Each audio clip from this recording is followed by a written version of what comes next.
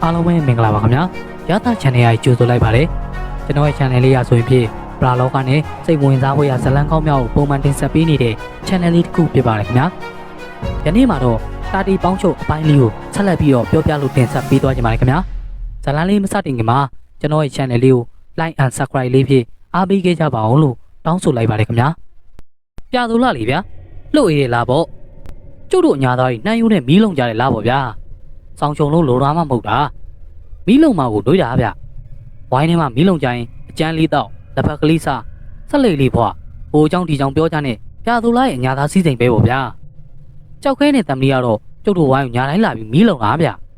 လူတွေကြည့်လိုက်ရင်ခေါင်းစွပ်ကြီးတွေဆွလို့ဂုံးဆောင်ကြီးတွေကိုမှပတ်လို့ဗျချေးကလည်းစွတ်ကြသေးရဗျဒီညတော့ကျုပ်တို့စကားပြောရင်ကျုပ်ကကြောက်ခဲနဲ့တမလီကိုလူတွေတရေတစီမွေးတွေအကြောင်းပြောပြနေရဗျကျုပ်ကြုံခဲ့ဘူးတဲ့စိတ်ဘလူးပင်ကိုကြက်လေလီပြီးကြားလာတဲ့သွေးခန့်ဆိုင်တဲ့ကျုပ်တို့ရွာကိုနေတာကြောင်းထောင်ထဲမှာတေးတန်ချတဲ့ကျိုးနဲ့ခြံကာပြီးတရေမွေးခဲ့တဲ့ကျုပ်တို့ထဏောင်းကုန်းသားဦးဖိုးတင်ကြောင်းဂျပန်တပ်လို့တေးတဲ့တကြီးရဲ့ဦးကောင်းကိုဈေးစီရင်ပြီးတရေမွေးခဲ့တဲ့ငွေရင်းကုန်းကကိုမင်းနေတို့အဖိုးဦးကိုအကြောင်းပြောပြတာပါဗျာကြောက်ခဲနဲ့တမလီဆိုတဲ့ကောင်တွေကလက်ဖက်တောင်ဆက်မစားဘဲနဲ့ငြိမ်ပြီးနားထောင်နေကြတာဗျို့ဟဲ့ကောင်တားတီခွေးကြည့်ပါအောင်ကွာဟမ်ဘယ်သူလုံးဗျကျုပ်တို့အိမ်မှာခွေးမှမရှိအေးဟုတ်လားကွာဒါဆိုရင်ဝင်ခဲ့ပြီဟဲ့ညဘက်ကြီးလာတဲ့ဧည့်သည်ဆိုလို့ကြောက်ခဲနဲ့တမလီပဲရှိတာပါဘယ်သူလုံးဆိုတာကျုပ်ကမတက်ရက်ပြီးကြည့်လိုက်တယ်ကိုသိန်းမောင်ကြီးပါလားဘယ်နဲ့အချိန်မတော်ကြီးရောက်လာတာတော့စက်တန်နိုင်တောင်ထိုးဖို့ကိုသိန်းမောင်ရဲ့ဟုတ်ပါကွာအရေးကြီးတော့လေအချိန်မရှိတယ်လားတာပေါ့ဒါတရားဟမ်ဟုတ်လားကိုသိန်းမောင်ရဲ့လာလေဗျာလာဒီခုံးမှာထိုင်မီးလုံးရင်စကားပြောကြတာပေါ့ဒီပြသူလားကအတော့ကိုအေးသားဗျာနော်အေးတယ်ကွာတာတီးရအမားတို့အကြီးတော့နေကောင်းကြလားကောင်းတယ်ကိုကြီးသိမ်းမောင်ရဲ့စောစောကပဲအိမ်မော်တက်သွားကြတာကျုပ်ကငကားစေးပေါက်လက်ကလေးမင်းကြီးပြီးကမ်းပေးလိုက်တယ်ကျုပ်တို့ရက်ကငကားပဲတောက်တာများလားဗျစေးပေါက်လက်ကလေးတစ်ဖွာနှစ်ဖွာဖွာလိုက်ပြီးမှကိုသိမ်းမောင်ကြီးစကားကိုစပြောဖို့ပြင်းတာဗျကိုကြီးသိမ်းမောင်ကကျုပ်တက်10နှစ်တော့ကြီးမှာဗျအရက်ပူပြက်ပြက်ဘလာကောင်းကောင်းဗျအိမ်တော်ကလည်းမပြူဘူးမိဘတွေကိုလှုပ်ကျွေးနေလူပြိုကြီးဗျသဘောမနှောကလည်းလှုပ်ကောင်းတာဗျငွေရင်းကောင်းသားတွေကကိုကြီးသိမ်းမောင်ကိုလှုပ်ခင်ကြတာဗျို့ပြောပါအောင်ကိုကြီးသိမ်းမောင်ညဘက်ကြီးပေါက်ချလာတဲ့ကိစ္စကျုပ်ကစကားဆပေးလိုက်တော့တာဗျို့ငါတို့ရွာမှာတော့ပြောင်းဆန်နေပြီတားတည်းဗျာငွေရင်းကောင်းမှာပြောင်းဆန်နေပြီဟုတ်လားဘာဒီဖြစ်ကုန်လုံးလုံးဗျတရေကွာတရေအိမ်ခေါင်မိုးပေါ်တွေကိုအုံကနေနဲ့ခုံချခေါင်မိုးပေါ်တွေလျှောက်ပြီးအိမ်တွေထဲဝင်ပစ္စည်းတွေတွန်းချနေကွာဗျာဘလို့တရေတုံဗျလူတွေကိုရှောက်လာတာမဟုတ်ဘဲနဲ့ရှောက်နေတာတော့မဟုတ်တော့ဘူးကွာတို့ဘယ်အိမ်တွေကိုခုံချတာတော့ဒီညနဲ့ပါဆို3ညရှိပြီကွာရွာလေးကအိမ်ကြီးစီးတော့မယ်အိမ်တိုင်းလိုရောက်လာပြီးအိမ်တွေထဲဝင်မွေတော့တာပဲကွာငါတို့ငွေရင်းကုန်းသားတွေကလည်းလန့်ပြန်ပြီးတော့ရွာကနေထွက်ပြေးရမလို့ဖြစ်ကုန်ပြီဟေ့ကိုကြီးသိမ်းမောင်ကစကားကိုခဏရက်ပြီးဆက်လက်ဖွာတယ်ဗျပြီးတော့မှငါတို့အားလုံးတိုင်ပင်ထားတာကွာဒီညဆက်ဖြစ်ရင်တော့မင်းကိုလာခေါ်မယ်ဆိုပြီးစောင့်ကြည့်နေကြတာကွာ9နာရီလဲထိုးရောရွာနောက်ပိုင်းမှာဖြစ်တော့တာပဲကွာဒါနဲ့လှဲကောက်ပြီးမောင်းချလာတာကွာဟမ်ကိုကြီးသိမ်းမောင်တယောက်တည်းလာတာလားမဟုတ်ဘူးကွာငါတို့နှစ်ယောက်လည်းပါတယ်ဘာထွေးဆက်များလို့ဝိုင်းမှာလှဲပြုတ်ပြီးဒီကောင်နှစ်ကောင်ကကြံခဲ့တယ်ငါကသာမင်းအိတ်သွားမှာဆိုလို့ခတ်တုတ်တုတ်ကလေးထွက်လာခဲ့တာကွာကျုပ်စဉ်းစားတယ်ဒါဘာဖြစ်တာလဲပေါ့ဗျာဒီကိစ္စမဖြစ်ခင်ကိုကြီးသိမ်းမောင်တို့ရွာမှာထူးထူးခြားခြားဖြစ်တာဘာချီတော့ဗျဘာမှမဖြစ်ပါဘူးကွာဘိုးဆိုင်ရင်ဆိုတဲ့အဖိုးကြီးတယောက်ဆုံးသွားတာတော့ရှိတယ်ကွာလို့ဆုံးသွားတဲ့ဘိုးဆိုင်ကဘာတွေများထူးကြတာရှိတော့ဗျဘာမှတော့ထူးကြတာမရှိပါဘူးကွာ2လ3လလောက်အဲ့ရထဲမှာနာရာချေဖြစ်ပြီးဆုံးသွားတာပါလူကြီးနာပေါ့တာတရားအသက်က80လီကွာငါတော့တရက်ဖြစ်သွားရင်တော့တရွာလုံးကိုပြောင်းဆောင်အောင်ရှောက်မှာမဟုတ်ဘူးကွာကျုပ်ကောင်းငိမ့်လိုက်တယ်အဲ့ဒီဘိုးဆိုင်ကငငယ်တုန်းကအထက်လန်းဆရာကြီးပိုင်းလှုပ်ဖူးလာဗျအထက်လန်းမဟုတ်လေအောက်လန်းပေါ့ဗျာမလုပ်ဘူးကွာဒါပေမဲ့ဘိုးဆိုင်ငငယ်တုန်းကတော့လက်ဝိတွေပါထိုးဘူးတယ်လို့ပြောကြတယ်ပြီးတော့ဘိုးဆိုင်ကလက်ပြန်ယူတစ်ချောင်းတယ်လို့ပြောတယ်ကွာလက်သီးအားပြင်းနေဆိုပဲဒါကလည်းငငယ်တုန်းကထိုးတာဖြစ်မှာပါနောက်တော့လေဘိုးဆိုင်ကရာပဲလုံနေတာတွေ့တာပါပဲကွာကျုပ်လည်းဘာမှမတွေးတတ်တော့ဘူးဗျမနှက်ပြန်တော့မင်းကိုတပါးလေးခေါ်ခဲ့ဖို့ရွာလူတွေကတိတိကျကျမှားလိုက်တယ်ကွာတာတရားတို့ရွာသားတွေကမင်းကိုအတော်လေးကိုအားကိုးကြတာကွာကျုပ်လိုက်ခိုင်မှာဗောကိုကြီးသိမ်းမောင်ဒါပေမဲ့အဘတို့အမေတို့ကအိမ်သွားပြီဆိုတော့မနှက်မှာအကျိုးကြောင့်ပြောရမှာဗျ ဒီတော့မနက်9 နာရီလောက်မှထွက်ကြတာပေါ့ဗျာဘယ်နဲ့တော့တာဒီကလည်းကွာငါတောင်ဝင်ရမင်းကိုပေါအောင်ခေါ်ဖို့ပါဆိုနေကွာမင်းကြိုက်တဲ့ရင်သာသွားကွာမင်းလိုက်ရင်ပြီးတာပဲဟုတ်ပြီဒါဆိုရင်မနက်9 နာရီသွားမယ်ဗျာအေးဒါဆိုရင်ဒီဟာပဲစောင့်နေငါလှဲကောက်ပြီးဝိုင်းထဲအထိမောင်းလာမယ်ပြီးရင်မင်းကိုလာခေါ်မယ်ကဲငါသွားမယ်တာဒီဘာထွေးဆက်များတို့ငါ့ကိုစောင့်နေကြမှာကိုကြီးသိမ့်မောင်ကပြောဆိုဆိုနဲ့ဝိုင်းဝါကိုထွက်သွားတယ်ဗျကြောက်ခန်းတဲ့တမ်လီကကျုပ်နဲ့စကားဆက်ပြီးပြောနေသေးတာနိုင်ဝက်လောက်ကြာတော့မှဒီနှစ်ကောင်လေးပြန်သွားရောမျိုးမနှက်ကြတော့အဘနဲ့အမေကိုအကျိုးအကြောင်းပြောပြပြီးကိုသိန်းမောင်ကြီးလဲနဲ့ငွေတွင်းကုန်းကိုလိုက်ခဲ့တယ်မီးလောင်ကုန်းကနေတောင်ကိုချိုးပြီးလှဲလန်းတိုင်းလိုက်ရှာသွားရင်ငွေတွင်းကုန်းကိုလှဲနဲ့တနာကြီးပဲသွားတာဗျငွေတွင်းကုန်းမှာကကျုပ်တငယ်ချင်းတွေအများကြီးဗျအားလုံးကလူခင်တွေကြီးပဲတတိမတွေ့တာတော့ကြာပေါ့ဟာတတိကပိုလျှောလာပါလားကွာ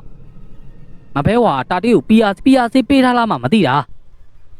ာလဲဘော်ကတော့မစင်းရသေးပါဘူးဗျာငွေတွင်းကုန်းသားတွေကကျုပ်ကိုဝိုင်းစားကြတာဗျာလူခင်တွေဗျချစ်ညိုတို့ဝင်းမြင့်တို့အောင်မလားဆိုတဲ့ကောင်းလေးလေးဗျာဟုတ်တော့လေဟုတ်သားဗျာဒီကောင်လေးနဲ့ကျုပ်မတွေ့ရတာကြာပေါ့ဟဲ့ကောင်ချစ်ညိုရကိုကြီးသိမ်းမောင်ပြောပါလားကွာမင်းတို့ရွာမှာညဘက်တကောင်စင်းလိုက်စစ်လို့ဆိုကျုပ်ကလဲဘော်ကစင်းရင်ချစ်ညိုကိုစားလိုက်တာဗျဟာတာတီရတကောင်စင်းစစ်ချက်ကတော့ကွာငါတို့မှညဘက်ကောင်းကိုမေးရတာ2 ည 3 ညရှိပြီကွာကိုကြီးသိမ်းမောင်တို့အိမ်ကနေကျုပ်ကိုလာဆောင်နေကြတာဗျို့ငွေရင်းကုန်းကကာလာသား6 ယောက် 9 ယောက်လောက်ဗျကျုပ်ကိုလာခေါ်တဲ့ကိုကြီးသိမ်းမောင်ရဲ့တူ2 ယောက်ကလည်းလှဲပြုတ်ပြီးနွားတွေဆွဲသွားတာဗျ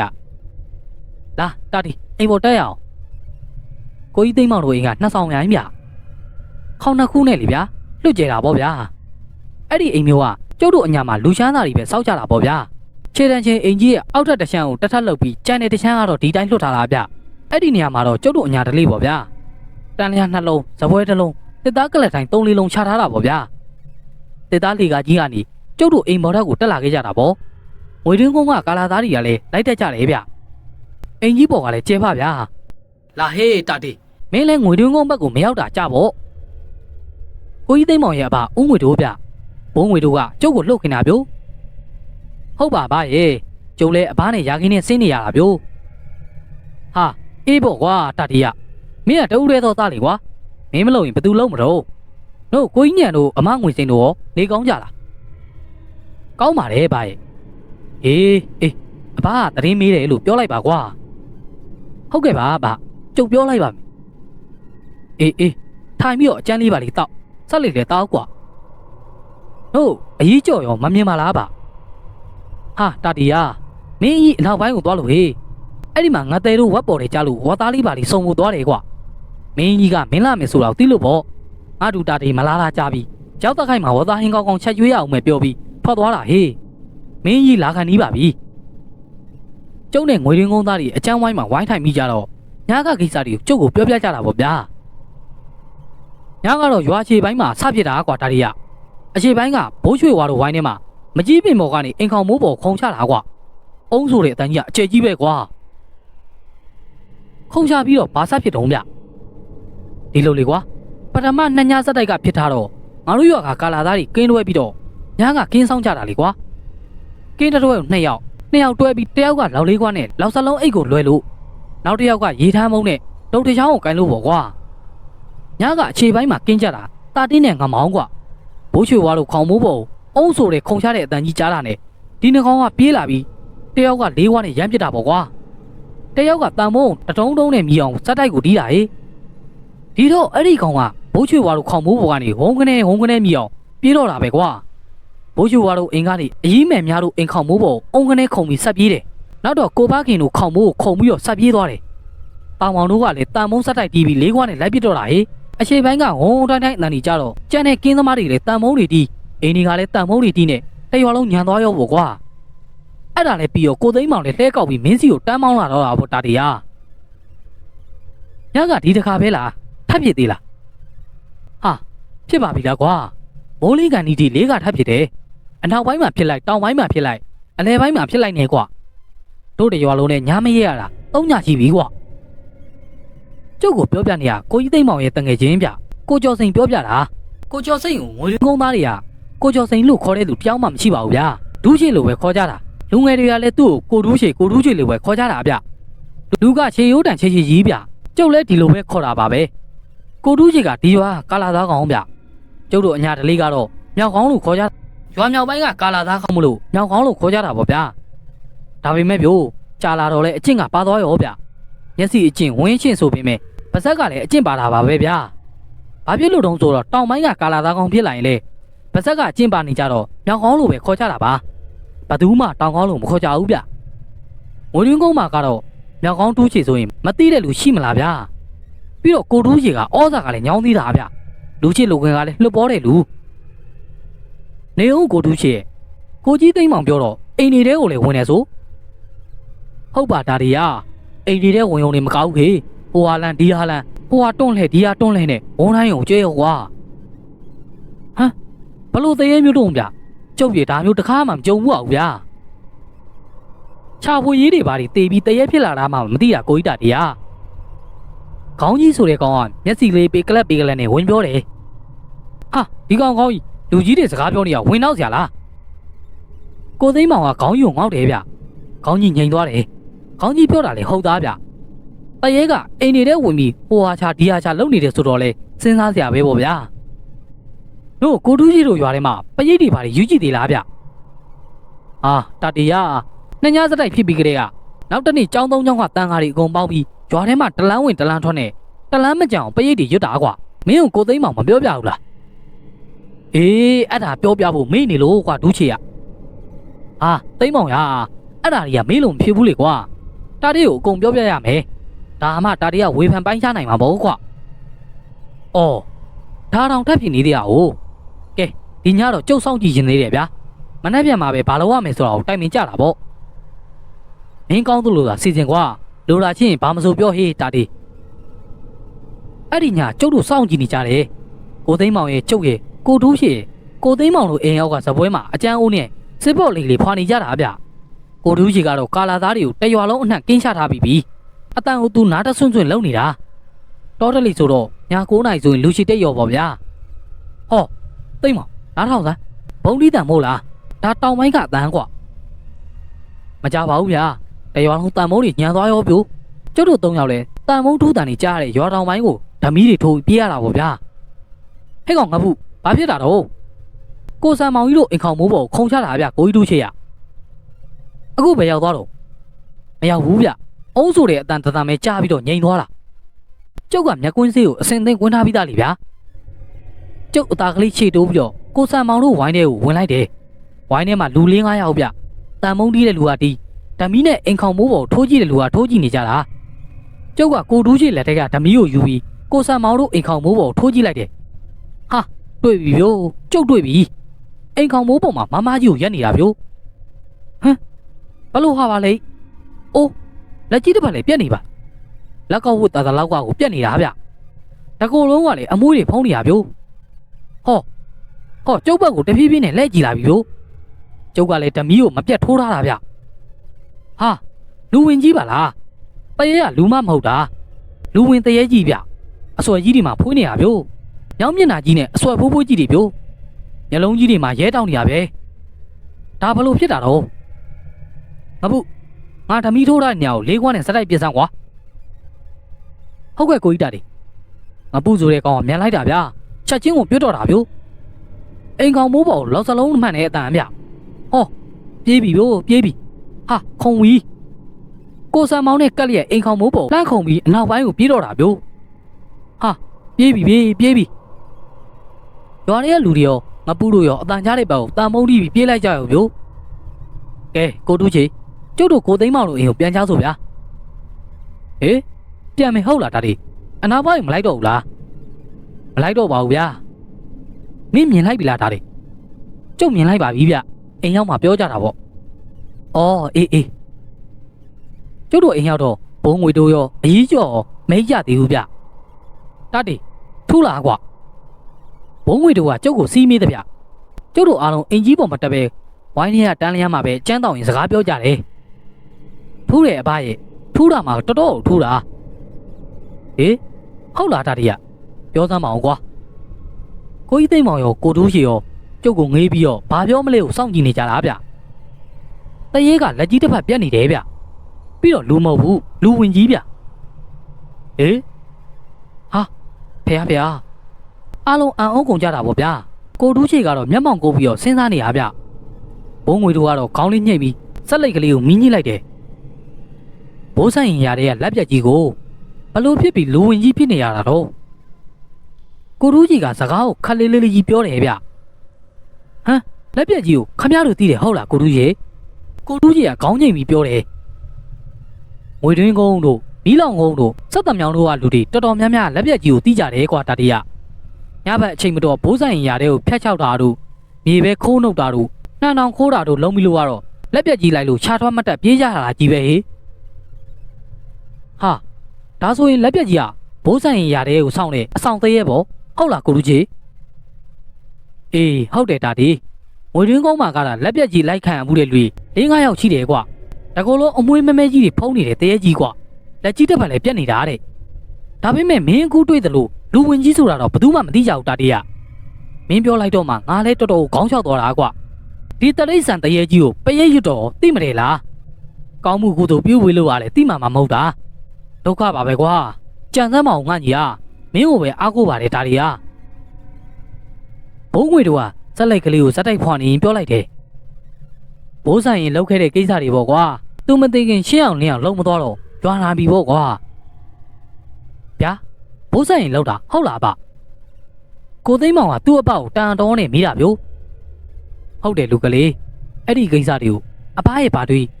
းဘိုးညိုကပြောပြလို့သိတာဘိုးညိုမောင်ကလည်းရှိတော့တာမဟုတ်တော့ဘသူမှမေးလို့မရတော့ဘူးပေါ့ကွာအဖကိုဘိုးညိုမောင်ကဘာတွေပြောပြလို့တော့ဒီလိုကွာဘိုးဆိုင်ကငငယ်ကလက်ဝိတ်သမားဆိုပဲငါဘာတွေးနဲ့ငယ်တငယ်ချင်းနေလေကွာဘိုးဆိုင်ကရွာစင်လှည့်ပြီးလက်ဝိတ်ရေးစားထိုးတာဆိုပဲသူ့သွားထိုးတိုင်းဘာတွေးကအဖော်လိုက်ရတာတဲ့တနေ့တော့မြောက်ဘက်ကရွာတွေမှာလက်ဝိတ်ထိုးပြီးတငယ်ချင်းတယောက်ပြန်လာရုံးမတော်ဖြတ်တော့လူဝင်ကြီးတစ်ကောင်နဲ့ပတ်ပင်းတိုးရောဆိုပဲဒီလူဝင်ကဘယ်ဟာများရောက်လာတာတော့ဘာရဲ့ကိုတူးရေကဝင်မိတာဗျငါဘာတွေပြောတော့ဟိမဝင်တာဘက်မှာတာအေးဒီဘက်ကိုစောင်းကိုရောက်လာတာဆိုပဲတူးချေရဲ့အမြဲလာတာတော့မဟုတ်ဘူးကွာ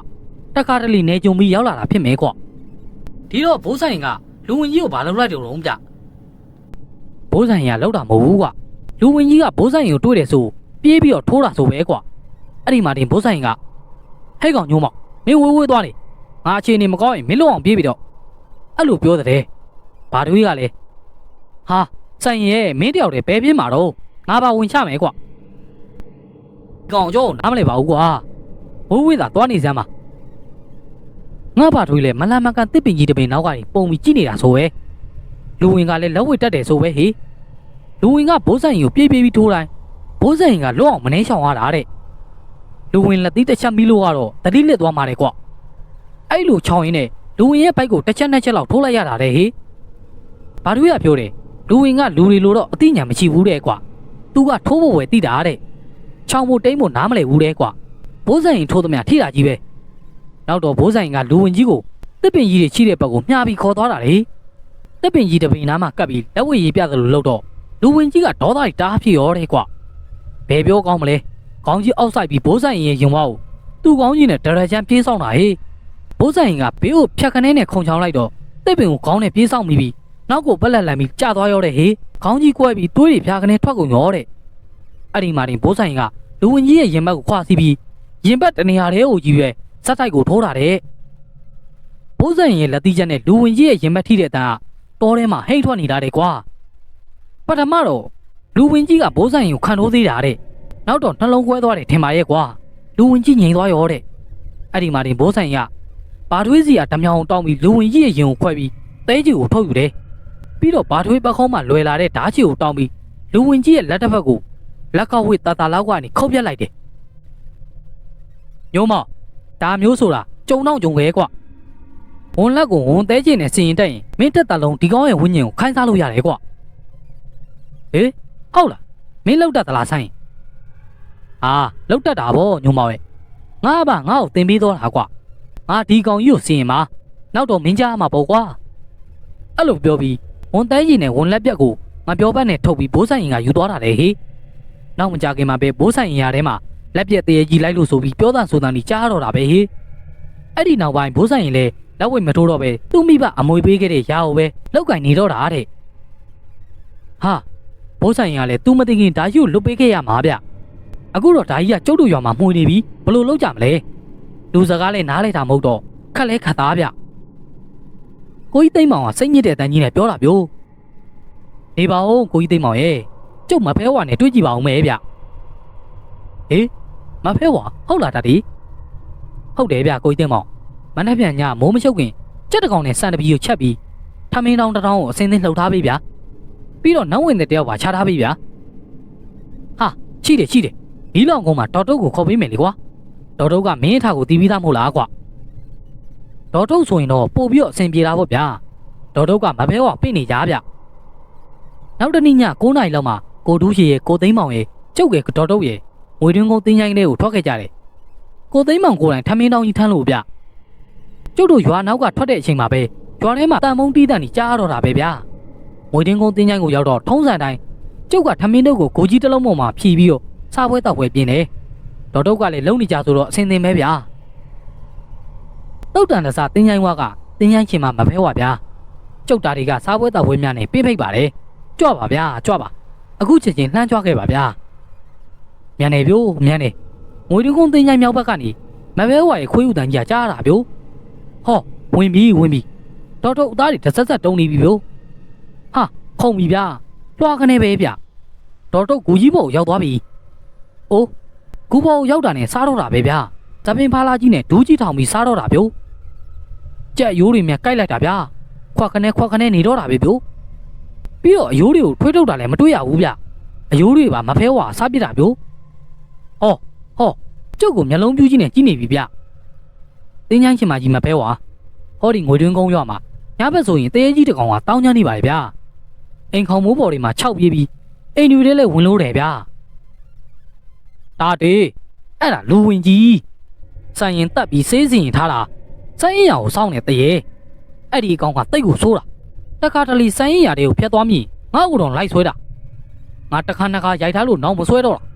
အဲ့ဒီကောင်ကစိုင်းရင်တင်ထွက်သွားကမှာဘာလို့မသွားသေးတဲ့ဆိုတော့စိုင်းရင်စင်ရင်ထားတဲ့သူ့လက်ပြက်ကြီးပြန်မြသေးလို့ဟေ့အဲ့ဒီလက်ပြက်ကြီးကိုလိုက်ချနေတာဟာဘိုးဆိုင်ရင်အိမ်မှာမချဘဲနဲ့ဘာလို့ရွာထဲမှာလိုက်ချနေတာတော့ဗျဆိုင်ရင်အိမ်မှာချတာမတွေးလို့ဟေ့နင်အဲ့ဒါကိုအခုချက်ချင်းသွားချပြီးသူ့ကိုပေးလိုက်ရင်သူ့ရွာထဲကချက်ချင်းတော့သွားလိမ့်မယ်ဒီလူဝင်ကြီးတူလာခဲ့တဲ့ဟိမွန်ဝနာကိုပြန်ပါဟမ်ဒီလူဝင်ရဲ့လက်ပြက်ကြီးကိုကျုပ်ကဘာမှသွားချရမှာတော့ဗျမဖဲဝါရဲ့ဆိုင်ရင်အိမ်ဝိုင်းတွေကစိတ်ဖလူးပင်ကြီးအောက်တက်တဲ့တောင်ဘက်မှာတူးတစ်တာနဲ့ထည့်ပြီးမြုပ်ထားတယ်အဲ့ဒါကိုပေးလိုက်ချက်ချင်းထွက်သွားလိမ့်မယ်မဖဲဝါစားတော့ပြီးပြန်ထွက်သွားတယ်ဒေါ်တော့ကိုပြန်ခေါ်ပြီးကျုပ်တို့ပြန်လာခဲ့ကြတယ်အိမ်ရောက်တာနဲ့ကိုတူးချေရဲ့ကိုသိန်းမောင်ရဲ့ကျုပ်ကတိုက်ရွင်းတယောက်ချောင်းကြီးယူပြီးမြောက်ပိုင်းကဘိုးဆိုင်ရဲ့ဝိုင်းနဲ့ဝင်လန်းခိုက်ကြတယ်ဘိုးဆိုင်ရဲ့အိမ်သားတွေကိုအကျိုးအကြောင်းပြောပြပြီးမဖဲဝါပြောတဲ့စိတ်ဖလူးပင်ရဲ့အောက်တက်တဲ့တောင်ဘက်မှာကျုပ်တို့တူးကြတယ်ဗျို့တိတ်ကြမတူးလိုက်ရဘူးဗျဟောတွေ့ပြီကိုကြီးသိန်းမောင်ကညင်ဆုံးမိတာဗျကျုပ်တို့ခပ်ပြေးပြေးချင်းပဲတူးရတာပေါ့ဗျာနှစ်တောင်မရှိတဲ့ချိမှသွားတွေ့တာဗျို့ဘိုးဆိုင်ရင်တို့အိမ်သားတွေကလည်းဝိုင်းကူပြီးလှုပ်ပေးကြပါတယ်ကျုပ်တို့မီးပြပေးတယ်ဗျဟောပေါ်လာပြီအောင်လေးဗျာကျေးတစ်တာလေးဗျတထောင်လောက်ကိုရှိမယ်ထင်တယ်ကျုပ်ကတစ်တာတော့ကလတ်လိုက်ပြီးတော့တစ်တာအဖုံဖွင့်လိုက်တယ်ဟာဟုတ်ပါဗျာလူဝင်ကြီးရဲ့လက်ပြက်ကြီးဗျအမွှေးမဲကြီးတွေနဲ့ဗျတိတ်တိတ်ရှားရှားကိုချောင်းလှုပ်ထားတာလက်ပြက်ကြီးရဲ့ဘေးမှာပလင်းလေးတက်ပလင်းလေးတွေ့တယ်ဗျဒါကတော့လူဝင်သေးကြီးထဲထားတာထင်တယ်ဗျကျုပ်လူဝင်ရဲ့လက်ပြက်ကြီးကိုထုတ်ယူလိုက်တယ်ကဲကိုတူးချေကျုပ်တို့သွားကြရအောင်ကျုပ်တို့ဘိုးဆိုင်ရင်ရဲ့အိမ်ဝိုင်းတွေကထွက်လာပြီးကင်းသမားတွေကိုမေးရတာပေါ့ဗျာဘဲဘက်မှာအတန်ကြားတော့ဆိုတော့ကြွားတောင်ဘက်မှာတယ်ဗျလူဝင်ကြီးကတော့သူ့လက်မောင်းမရမချင်းညာတိုင်းမှွေမဲ့ပုံပဲဗျာဟိုးတာတွေလာအကြီးလုံးတွေတို့အိမ်ပေါ်အခုပဲခုန်ချသွားတာဗျကင်းဆောင်နေတဲ့ငပူကအရှိကသွား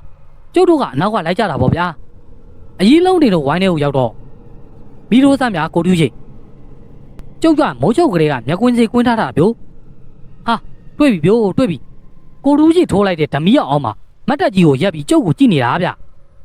တန်မုံတန်ကြီးကတော့ညာနေတာပေါ့ဗျာတရွာလုံးကလည်းစူနေတာဗျို့ကျုပ်ကလူဝင်ကြီးရဲ့လက်ပြက်အချောက်ကြီးကိုဓမီရအောင်မှာထောင်ပြလိုက်တယ်ဟာလူဝင်ကြီးကတေးသေးချာချာကြည့်နေတာဗျို့ဟော6လာပြီဗျို့ဟာခုံချပြီမြေကြီးပေါ်အိမ်ပေါ်ကနေခုံချတာဗျို့ ကိုတူးကြီးကအတန်ကြားတဲ့စီကိုဓမီထိုးပြထားတယ်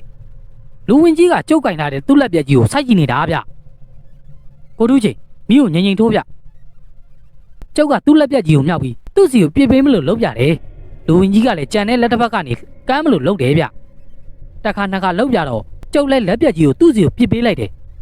ဟောဖမ်းတယ်ဗျို့ဖမ်းတယ်မိသွားပြီဗျသူ့လက်ပြက်ကြီးကိုကင်ပြီးတေးသေးချာဟောက်ကြည့်တယ်ပြီးတော့ကျုပ်ကိုလှမ်းကြည့်တယ်ဟောအနောက်ဘက်ကိုလှည့်ပြီးပြေးပြီဗျို့ဝိုင်းထဲကနေပြေးထွက်သွားပြီဟောခွေးတွေဥပြီဗျို့ဒီတော့မှပဲခွေးတွေကလည်းဥရဲတာဗျစောစောကတော့အတန်တော်မကြောက်ဘူးငြိမ်နေကြတာဒါဆိုရင်တော့လူဝင်ကြီးထွက်သွားတာတေချာပြီပေါ့ဗျာမဘဲဟောပြောသလိုဆိုရင်တော့ဒီကောင်ကြီးဟင်းမဝင်တာကိုပြန်တော့မှာပေါ့လေဒီနေ့တော့ຢာတဲ့ကိုအဘမစင်းနိုင်ဘူးဗျကျုပ်တယောက်တည်းຢာထုံနေတာနောက်ဝေလီကနေကကျုပ်ကຢာထုံလိုက်တာဘုံမေကုန်းအခင်းကြီးကပြီးကနေပြီဗျနွားတွေကလည်းပန်းလာသလိုကျုပ်ကလည်းတော်တော်ပန်းလာပြီဗျို့တမန်နှလုံးမနာနဲ့ထုံနေတာလေဗျာဟောပုပ္ပယုံเจ้าကတော့စွန်းစားဖို့တောင်းခေါက်နေပြီဗျာကျုပ်လည်းနွားတွေကိုထုံလုံးဝဖြုတ်လိုက်တယ်အရေးကောင်းတဲ့ဘုံမေးပင်ကြီးအောက်မှာနွားတွေကိုရီထားလိုက်တယ်ဗျလဲပေါ်မှာပါလာတဲ့ပြောင်းရိုးအိတ်တွေကပြောင်းရိုးတွေကိုကျွေးလိုက်တယ်မလမကန်းကဘုံမေးပင်ကြီးတပင်အောက်မှာထိုင်ပြီးထမင်းစားဖို့ထမင်းတောင်းလေးကိုလှက်လိုက်တယ်ဗျကိုိတာတွေထမင်းစားတော့မလားဗျဟဲ့ကောင်တွေကြောက်ခွဲနဲ့တမ်းလီပါလားမင်းတို့ဘယ်သွားမလို့တော့ဘဲမှမသွားဘူးဗျကိုိတာတွေတယောက်တည်းရာထွန်နေတယ်ဆိုလို့လိုက်လာကြတာဟေးမင်းတို့ငါ့အိမ်ကိုရောက်သွားကြလို့လားရောက်သွားတာပေါ့ကိုိတာတွေကညအိမ်မက်အကြောင်းမေးချင်လို့ဗျဘာအိမ်မက်ဟုတ်လားကြောက်ခဲ့ဒီနေ့ကောင်ကျုပ်ထမင်းစားနေတဲ့ဘေးမှာဝင်ထိုင်လိုက်ကြတယ်ဗျအကြီးကဘာဟင်းကောင်ချက်ပေးလိုက်တော့ကိုိတာတွေမကောင်းပါဘူးကွာချန်ကြီးရိုးဟင်းပါပဲပြီးတော့ပဲချမ်းလေးကိုနှပ်ပေးလိုက်တယ်မင်းတို့ထမင်းစားခဲ့ပြီလားကျုပ်တို့စားပြီးမှကိုကြီးတာတီတို့အိမ်ကိုသွားကြတာဗ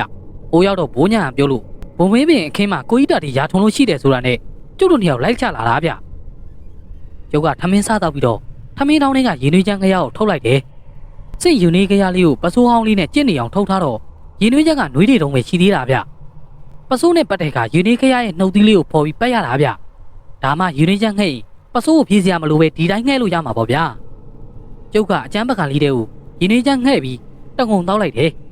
ပြီးတော့ငကားဆေးပေါ့လေကလေးတစ်လိပ်ကိုမီးညှိပြီးသုံးလေးဘွားဇက်တိုက်ဖွာလိုက်တယ်တစ်ချက်နှစ်ချက်ဖွာလိုက်ပြီးတော့မှရေနွေးချမ်းကိုဖူးကနေမှုတ်တောက်လိုက်တယ်၆ခဲနဲ့တမ်လီအကျန်းတောက်ကြထမင်းတောင်းထဲမှာအမေထဲလိုက်တဲ့ကြံတကာပြားရှိတယ်ယူစားကြရေနွေးချမ်းနဲ့တောက်ကြကွာဟုတ်ကဲ့ကိုကြီးတာဒီထမင်းစားပြီးရင်ဘုံမေးပင်ရိတ်မှာတမေးလောက်မေးမလို့ဗျဒါပေမဲ့ကြောက်ခဲတို့ရောက်လာတော့မမေးဖြစ်တော့ပါဘူးဗျာနေပါဦးကြောက်ခဲရဲ့မင်းကဘာအိမ်မက်မက်လို့တော့ကွာကျုပ်ကမေးလိုက်တော့ကြောက်ခဲကတောက်မလို့ကင်ထားတဲ့ရေနွေးချမ်းမက်ကိုမတောက်တော့ဘဲနဲ့တမ်မဏိကိုလက်ထဲထည့်ပေးလိုက်တယ်တမ်မဏိကတော့ထုံးစံတိုင်းပေါ့ဗျာမေးနိုင်မှာစကားတခုံးပဲပြောတဲ့ကောင်ဗျတခုံးမေးမှတခုံးဖြစ်တဲ့ကောင်ဘာမှမမေးရင်ဘာမှမဖြစ်ပဲပါဇက်ကြီးပိတ်ပြီးထိုင်နေတာဗျဒီလိုကိုကြီးတာတဲ့ကျုပ်ကလေထဲကိုရောက်နေတာဗျဟေးဟုတ်လားကောင်းကင်ပါလားမဟုတ်ဘူးဗျအိမ်ထဲမှာပဲလေထဲမှာမျောနေသလိုဗျကျုပ်အောက်ကိုငုံကြည့်လိုက်တော့ဖျားပေါ်မှာဆောင်းချုံပြီးခွခွလေးအိတ်နေတဲ့ကျုပ်ကိုမြင်နေရတယ်ဗျကျုပ်ပြောတာကိုကြီးတာတဲ့နားချုပ်သွားပြီလားမသိဘူးကျုပ်ပြောချင်တာကလေထဲမှာလည်းကျုပ်ပဲဗျဖျားပေါ်မှာအိတ်နေတာလည်းကျုပ်ပဲဗျကျုပ်ကနှစ်ယောက်လိုဖြစ်နေတဲ့သဘောပေါ့ဗျာကျုပ်ဒီလိုအိမ်မမျိုးတစ်ခါမှမမှတ်ဘူးဗျဒီအိမ်မက်ကဘာအောင်များနမိတ်ပြတာတော့ကိုကြီးတာတဲ့ကျုပ်သေးများသေးမလို့လားကိုကြီးတာတဲ့အာမသေးပါဘူးကြောက်ခဲ့ရအဲ့ဒါအိမ်မက်မဟုတ်ဘူးကွာမင်းအိတ်နေတော့မင်းကိုတွေကကိုဘွားထွက်သွားတာကွာဗျာကိုဘွားဟုတ်လားကိုကြီးတာတဲ့ဟုတ်တယ်ကြောက်ခဲထုတ်တဲ့လူတိုင်းကိုဘွားထုတ်လို့ရတယ်တခါတလေကြတော့လေကိုဘွားကမထုတ်ဖဲနဲ့သူ့ဟာသူထွက်သွားတာလည်းရှိတယ်ကွာမင်းတို့ငါတို့တွေအိပ်ပျော်နေတော့မှမရောက်ဘူးတဲ့နေရာတွေရောက်သွားတာတို့မမြင်ဘူးတဲ့သူတွေကိုမြင်ရတာတို့မဖူးဘူးတဲ့ဖျားတွေကိုဖူးရတာတို့အိမ်မက်တွေမတ်ဘူးတဲ့မဟုတ်လားကွာဟုတ်တယ်မတ်ဘူးတဲ့ကိုကြီးတာဒီတခါတော့ပါစက်အမြဲပိတ်ထားတဲ့တမ်မဏိကဝင်ပြောတာဗျို့ဟေးဟုတ်လားတမ်မဏိမင်းအဲ့ဒီလိုအိမ်မက်တွေမတ်ဘူးလားမတ်ဘူးတယ်ဗျတခါမှမရောက်ဘူးတဲ့ဖျားတွေကိုမကြာခဏရောက်သွားပြီးတော့ဖူးရတယ်ကိုကြီးတာအေးအဲ့ဒါမင်းကိုတွေကကိုဘွားထွက်သွားပြီးရောက်သွားတာကွာဟာဒါဆိုရင်ကျုပ်ကတကယ်ဖူးရတာဗောဟုတ်လားကိုကြီးတာဟုတ်တယ်တမ်မဏိအဲ့ဒါတကယ်ဖူးရတာကွာကျုပ်ပြောတာကိုစဉ်းစားနေတဲ့ကြောက်ခဲကကျုပ်ကိုမေးရောဗျို့ကိုကြီးတာ ကိုဘွားဆိုတာဘလို့ထုတ်တာတော့ဗျဒီလိုကွာကြောက်ခဲ့ရမင်းတို့ငါတို့ရဲ့ခန္ဓာကိုယ်ကြီးကိုရုပ်ကြမ်းလို့ခေါ်တယ်ကွာအတွင်းမှာငါတို့ရုပ်နဲ့တပုံစံနဲ့တူတဲ့ရုပ်နှုတ်ကကဲရောက်နေတယ်ကွာဟာဟုတ်လားကိုကြီးတက်အဲ့ဒါကိုကိုကြီးတက်ဒီကဘလို့သိတာတော့ဒါတွေကိုငါ9တန်းလောက်ကတည်းကသိတာကွာကြောက်ခဲ့ရမြို့မှာကြောင်းတက်တုံးကဘာရှစ်လို့ခေါ်တဲ့တငယ်ချင်းတယောက်ငါမှချီဘူးတယ်အဲ့ဒီကောင်ဘာချစ်ကစကားပြောရင်အားထနဲ့ပြောတာကွာစကားလွတ်ထစ်တာဒါကြောင့်ဒီကောင်ကိုဘာချစ်လို့မခေါ်ဘဲနဲ့ဘာထစ်လို့ခေါ်ကြတာဘာချစ်ကမျိုးကတုတ်တန်ကျောင်းမှာနေတာကွာကြောက်ခဲ့ရတုတ်တန်ကျောင်းဆရာတော်ကဘာချစ်ကိုမွေးစားထားတာတုတ်တန်ကျောင်းမှာကလူတော်ဆောင်တာကွာအထလန်းဆရာကြီးတွေအထလန်းလိုက်တဲ့ဖုန်းကြီးတွေဝိစာလိုင်းလိုက်တဲ့လူတွေအစုံလာပြီးတော့တဲခိုကြတာကွာ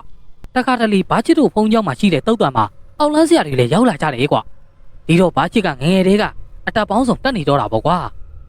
ဒီကောင်ကကိုဘွားထုတ်တတ်တယ်ကွာနောက်တော့ဘာချစ်ကကိုဘွားထုတ်တဲ့နီးကိုငါ့ကိုသင်ပေးတယ်တော်တော်လေးလာရတာကွာကြောက်ခဲ့ရနောက်တော့ငါလည်းကိုဘွားထုတ်တတ်သွားတယ်ဟာဟုတ်လားကိုကြီးတာဒီဒါဆိုရင်ကျုပ်ကိုကိုဘွားထုတ်နေသင်ပေးပါဗျာကြောက်ခဲ့ရကျုပ်လိုပဲလှုပ်ဆက်စုတယ်ကောင်ဗျဒီကောင်မသိချင်တာမတက်ချင်တာဘာမှမရှိဘူးမလုံးနဲ့ကြောက်ခဲအန်ရရင်များတယ်အချိန်နဲ့အခါပြန်မဝင်တတ်ရင်ဒုက္ခတွေဖြစ်ကုန်တတ်တယ်ငါတော့တခါကအချိန်ကျော်သွားလို့ငါအမေဆရာတွေပါပြီးပြင်ပြီးတော့ခေါ်ယူရတာကွာအဲ့နောက်ပိုင်းဒါတွေကိုငါသိမလုပ်တော့ဘူးကွာဒါဆိုရင်ညာဖြစ်တာကျုပ်ကိုယ်တည်းကကိုဘွားထွက်သွားတာပေါ့ဟုတ်လားကိုကြီးတာဒီအေးဟုတ်တယ်မင်းကိုယ်တည်းကကိုဘွားမင်းရဲ့ခန္ဓာကိုပြန်ပြီးမြင်နေရတာကွာဒါပေမဲ့ခဏနေမင်းကိုယ်တည်းကိုပဲပြန်ရောက်သွားမှာပါကျုပ်ရာထုံတော့ကြောက်ခဲတဲ့တမ်လီကတလက်စီဝင်ထုံကြတယ်ဗျဒါပေမဲ့ရာထုံနေဆိုတာကထုံချစ်သွားနဲ့ဆွဲယုံနေရတာမဟုတ်ဘူးလေဗျာအောက်ကိုထုံသွားနစ်နစ်ဝင်အောင်ထုံရတာဗျဒါမှမြေစီကအပေါ်တက်လာတာမြေစီများများတက်မှတီးနံကအောင်တာဗ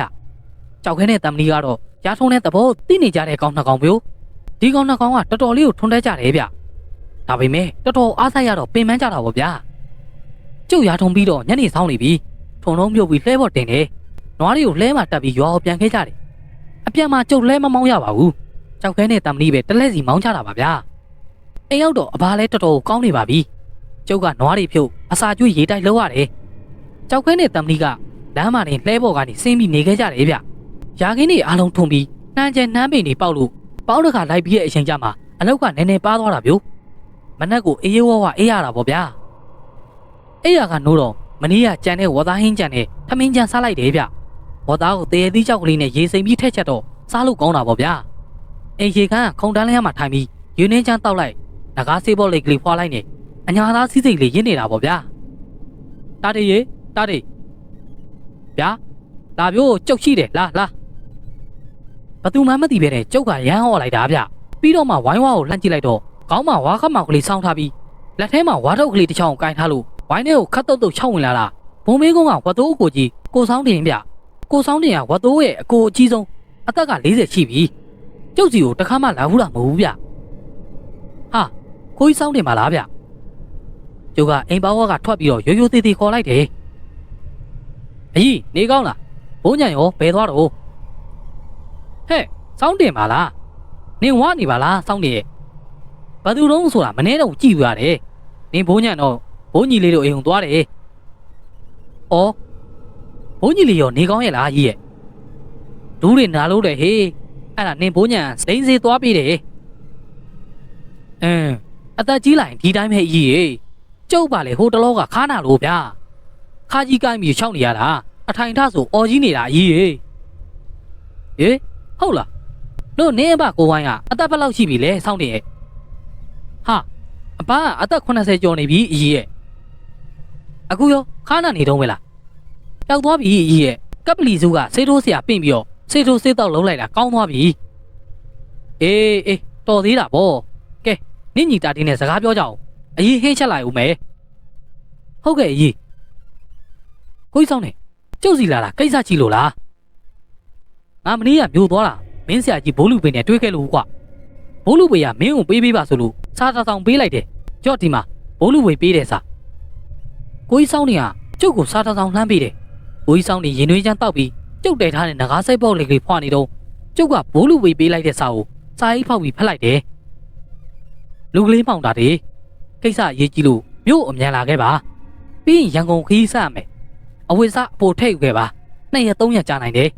ဘိုးလူပဲကိုကြီးစောင့်တင်ပြန်သွားတာနဲ့ကျုပ်ကခီးထွက်ဖို့ပြင်လိုက်တယ်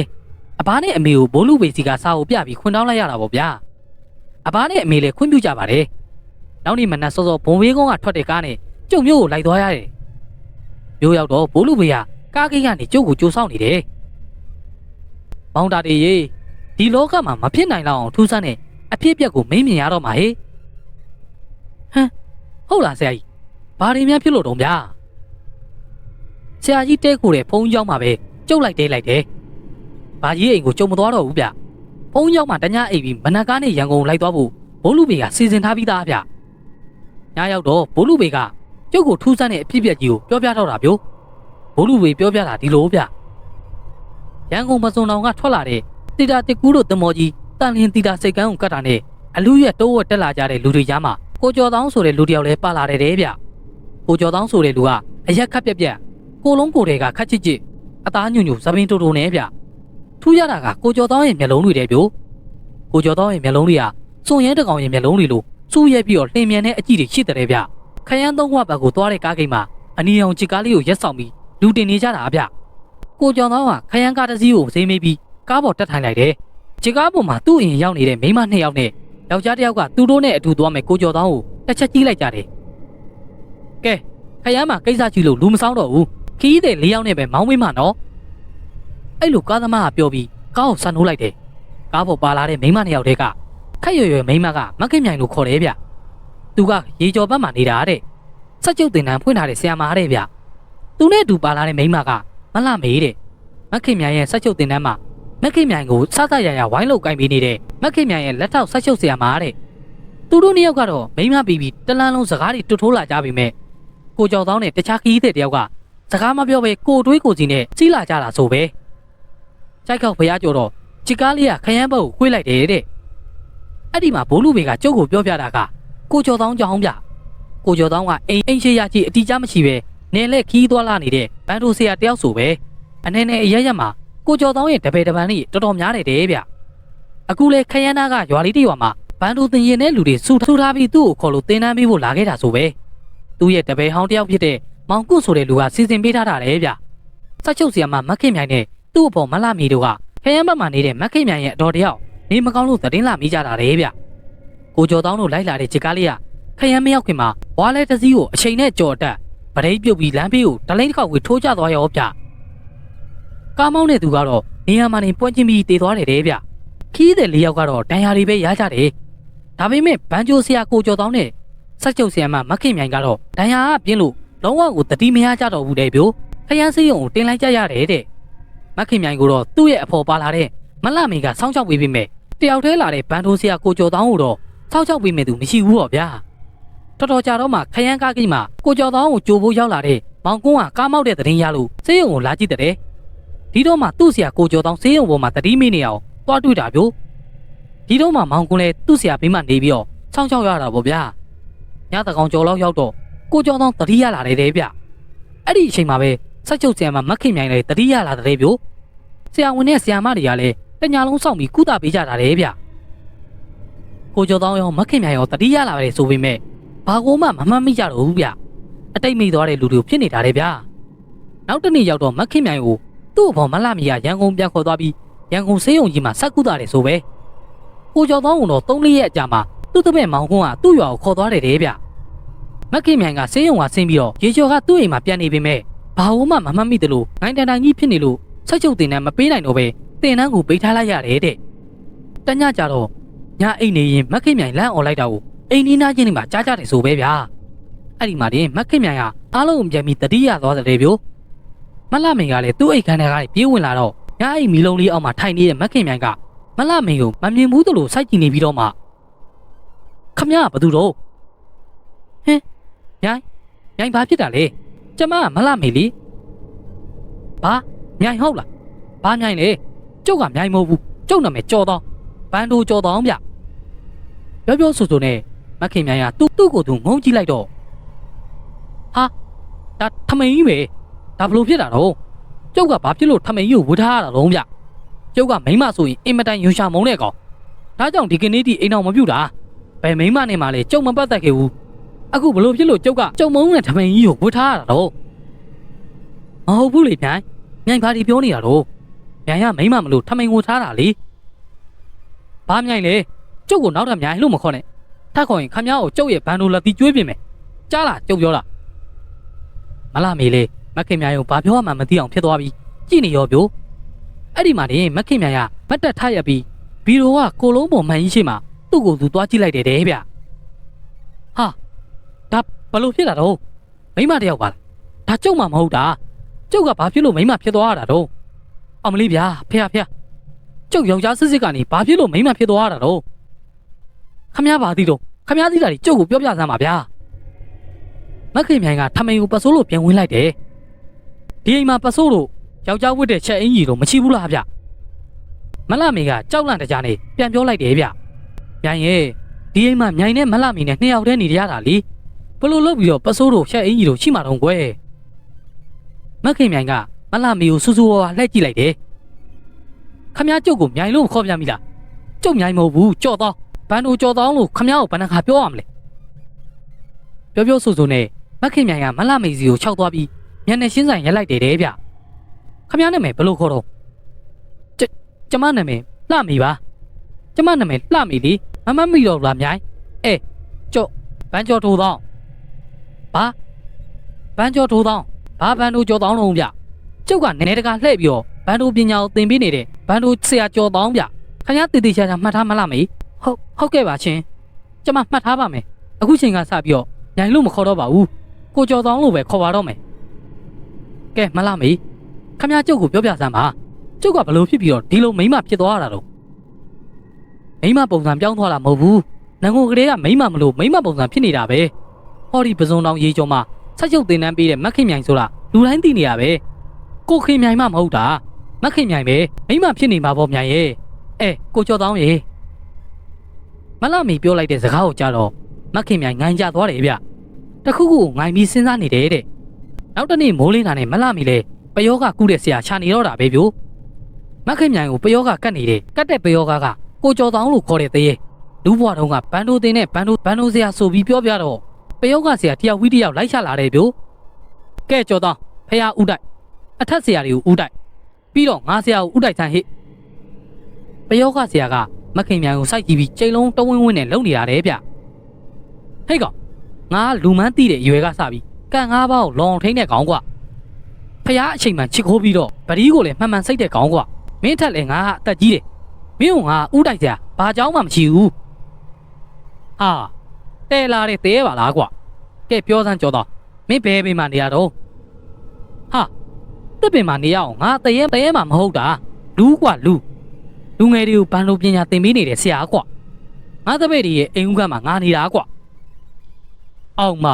တရဲကလူဟန်ဆောင်တာတဲ့လဲပြည်ပြင်းတာကိုပယောဂဆရာကဘုံကနေနဲ့မတ်တက်ထားရက်လိုက်ပြီးပြောတဲ့ပြိုဟဲ့ကောင်တရဲကြော်တော့မင်းမှတ်ထားကွာမင်းလို့မာယာများတဲ့သေးတွေကိုငါနှင်ထုတ်လာခဲ့တာရေကိုမရေနိုင်တော့ဘူးကွာငါနာမည်တရဲပြဆရာအေးတဲ့ငါနဲ့တွေ့တဲ့တရဲပြေးရတာကြီးပဲတရဲကြော်တောင်းရဲ့ကဲမင်းလည်းပြေးပေါက်ချထားပြီတော့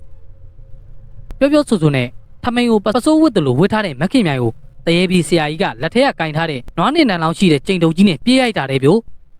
အဲ့ဒီမှာနေမခင်မြိုင်ကကိုဖြတ်ခနဲနေရချွေးလိုက်ပြီး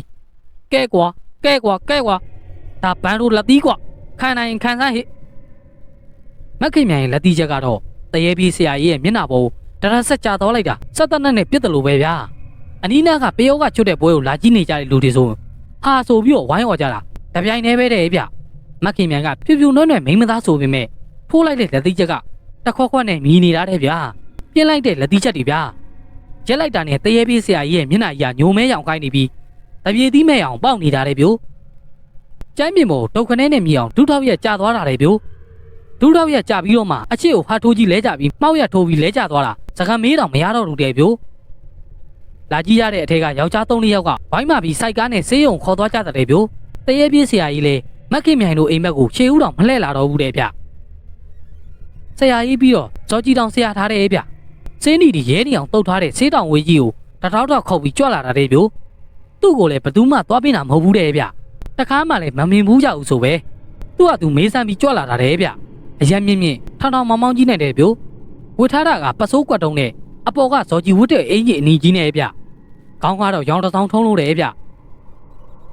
ဒီအိမ်မှာပယောကပူးနေတယ်လို့အထက်ကပုံကိုယ်တွေလွတ်လိုက်လို့ကြွလာခဲ့တာပဲဟာကြွပါအဖရဲ့ကြွပါအိမ်ဦးကမှမလှမီကပြပြတလဲဖျာခင်းပေးလိုက်တယ်ကျုပ်နာမည်ကဇော်ကြီးတောင်ဆရာထားတယ်ဗျဇော်ကြီးတောင်မှတည်င်းသုံးတယ်ဆရာသားကမလှမီခင်းပေးတဲ့ဖျာမှာဟန်ကြပန်ကြဝင်ထိုင်လိုက်ပြီးမှပြောတာတယ်ဗျဇော်ကြီးတောင်ဆရာသားကလမ်းထဲမှာဟိုလူမေဒီလူမေနဲ့ကြွလာကြတဲ့ကလမ်းထဲကလူတွေကလည်းပွဲကြီးပွဲကောင်းတော့ကြည့်ရတော့မယ်ဆိုပြီးဆရာသားနောက်ကိုအုံလိုက်လာကြတာအိမ်ထဲမှာလူတွေရှက်ချင်းပြေးသွားပြီးအိမ်ရှိလမ်းပေါ်မှာလည်းအုံနေတာတဲ့ဗျကဲပယောကကတ်နေတဲ့ခလေးမအောင်ဒီရှိကိုခေါ်လာခဲ့ပါကွယ်ခမရမှာပင်မနေကြရောပေါ့ဆရာသားကပြောတော့မခင်မြိုင်နေတဲ့အခန်းဝါကနေမရဲတရဲနဲ့ညာမဟုတ်ပါဘူးကိုကျော်တော့ဆရာကြီးချင်းကိုတွေ့ရင်လို့တဲ့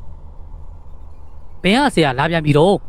ဒီမှာဖြစ်စိတ်တွေညစ်နေရတဲ့ထမင်းကိုပစိုးလို့ဝတ်ထားတဲ့မခင်မြိုင်ကအခန်းထဲကနေထွက်လာတယ်ဗျဒီမှာဆရာကျုပ်တည်းရဲမဟုတ်ဘူးဗျလူကျုပ်နာမည်ကြော်တောင်းတဲ့မခင်မြိုင်ကဇော်ကြီးအကြီးအနီကြီးဝတ်ထားတဲ့ဆရာသားရဲ့အရှိခက်လန်းလန်းမှာခါထောက်ပြီးတော့ရက်လို့တယ်ဗျကြော်တောင်းမင်းဟာလေမင်းကိုမင်းလူလို့ပဲထင်နေတာကိုတကယ်တော့မင်းကလူသားနေနဲ့ဘောဟာချားနေပြီးကြော်တောင်းရဲ့မင်းကမခင်မြိုင်ဆိုတဲ့တန်ငိမ်မရဲ့ကိုယ်ထဲကိုဝင်နေတဲ့တရဲတကောင်ပဲကြော်တောင်းဒီတော့နောက်မင်းကိုဒီလိုမလုံးဝင်အောင်ဇော်ကြီးတောင်ဆရာထားလို့အမည်ရတဲ့ငါဆရာမောင်ထားကမင်းကိုပြစ်ဒဏ်စီရင်တော့မှာပေါ့ဟောဒီကစေးတောင်ဝင်းနဲ့ရိုက်ပြီးဆုံးမရတော့မှာပေါ့လေအဲ့လိုပြောပြီးဆရာသားကသူကင်ထားတဲ့တောင်ဝေးအနေကြီးကိုလက်နှစ်ဖက်နဲ့မပြီးပါဇက်ကဂါထာလိုမန်နန်လိုတွေရွတ်တော့တာလေဗျအဲ့ဒီလိုရွတ်လိုက်တာနဲ့ဆရာသားရဲ့တောင်ဝေးအနေကြီးကလေထဲကိုချက်ချင်းမြောင်းတက်သွားပြီးမခင်မြိုင်ကိုသူ့လိုပြေးရိုက်တာလေဗျ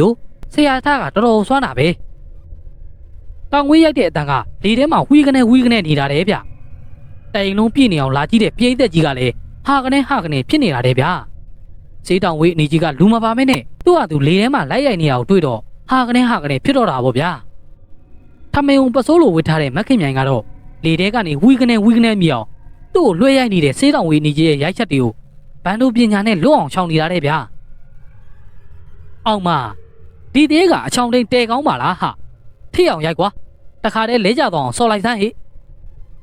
အဲ့လိုဇော်ကြီးတောင်ဆရာသားကအမိန်ပေးလိုက်တော့စောကတဲ့ပိုပြေးတဲ့ရိုက်ချက်တွေနဲ့တောင်ဝင်းနေကြီးကရိုက်ရောတဲ့ဗျမက်ခင်မြိုင်ကလည်းဘန်တို့အကွက်တွေလှပနဲ့ခြောက်တိန်နေတာတဲ့ဗျခဏကြာတော့မက်ခင်မြိုင်ကစေးတောင်ဝင်းကြီးကိုလက်နှစ်ဖက်နဲ့စုံလန်းဖမ်းလိုက်တာမိသွားရောက်တဲ့ဗျလက်ထဲမှာမိသွားတဲ့စေးတောင်ဝင်းကိုစုံကင်ပြီးဖျားပေါ်မှာထိုင်နေတဲ့ဆရာသားကိုပြေးရိုက်လိုက်တာခွတ်ဆိုတဲ့အတန်သုံးချက်နဲ့ဇက်တိုက်ထွက်လာပြီးတဲ့နောက်မှာဆရာသားခေါင်းကသွေးတွေဖျာကနေနဲ့ကြပြီးပက်လက်ကြီးလမ်းကျသွားရောဗျတတိလဲမိသွားတာနဲ့တရေပြေးဆရာအီးလိုပဲထမ်းခေါ်ပြီးတော့ဆေးရုံကိုပို့လိုက်ကြရတဲ့ဗျာ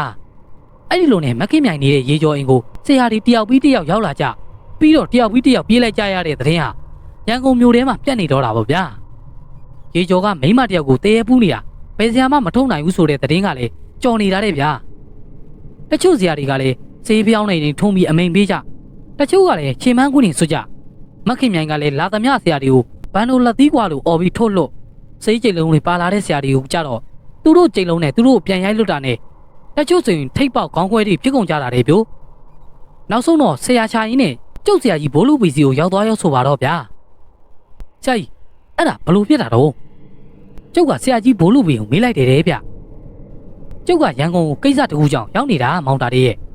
ကျုပ်တဲခိုတဲ့ဖုံးเจ้าကိုမခင်မြိုင်ရဲ့အကိုဝမ်းခွန်းတယောက်ကရောက်လာကြတယ်တယောက်ကမောင်တင်ကြိုင်တဲ့နောက်တစ်ယောက်ကမောင်ထုံးလာတဲ့မောင်တင်ကြိုင်နဲ့မောင်ထုံးလာတို့က